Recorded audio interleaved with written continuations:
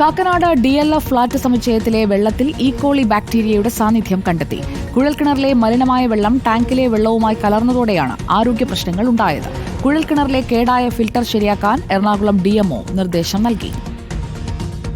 DLF ഫ്ളാറ്റിലെ വെള്ളത്തിൽ ആരോഗ്യവകുപ്പ് നടത്തിയ പരിശോധനയിലാണ് ഈക്കോളി ബാക്ടീരിയയുടെ സാന്നിധ്യം കണ്ടെത്തിയത്. ഫ്ളാറ്റിലെ കുഴൽക്കിണറിൽ നിന്ന് എടുത്ത സാമ്പിളിലാണ് ബാക്ടീരിയ. ഫ്ളാറ്റിലേക്ക് വെള്ളം വിതരണം ചെയ്യുന്ന വാട്ടർ ടാങ്കറുകളിലെ കുടിവെള്ളവും പരിശോധനയ്ക്കെടുത്തിരുന്നു. എന്നാൽ ഈ വെള്ളത്തിൽ ബാക്ടീരിയ ഇല്ലെന്നും കണ്ടെത്തി. കുടിവെള്ള ടാങ്കറുകളിലെ വെള്ളവും കുഴൽക്കിണറിൽ നിന്നുള്ള വെള്ളവും ഒരുമിച്ച് കലർത്തിയതാകാം പ്രശ്നത്തിന് കാരണമെന്ന് DMO പറഞ്ഞു. കുഴൽക്കിണറിലെ വെള്ളം ശുദ്ധീകരിക്കുന്ന ഫിൽട്ടർ കേടായിരുന്നു. അതിസാരം ഉണ്ടാകാൻ കാരണം ഈ വെള്ളം ഉപയോഗിച്ചതാണെന്നും ഫിൽട്ടർ ശരിയാക്കാൻ നിർദ്ദേശം നൽകിയെന്നും DMO വ്യക്തമാക്കി. DLF ഫ്ളാറ്റിൽ താമസിക്കുന്ന 30ഓളം പേർക്കാണ് കഴിഞ്ഞ ദിവസം അതിസാരമുണ്ടായത്.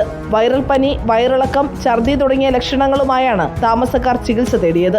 ഏതാനും ആഴ്ചകളായി പൈപ്പുകളിൽ വരുന്നത് ഓറഞ്ച് നിറത്തിലുള്ള വെള്ളമാണെന്ന് താമസക്കാർ പരാതിപ്പെട്ടിരുന്നു. 15 ടവറുകളിലായി 4500ഓളം പേരാണ് DLF ഫ്ളാറ്റിൽ താമസിക്കുന്നത്.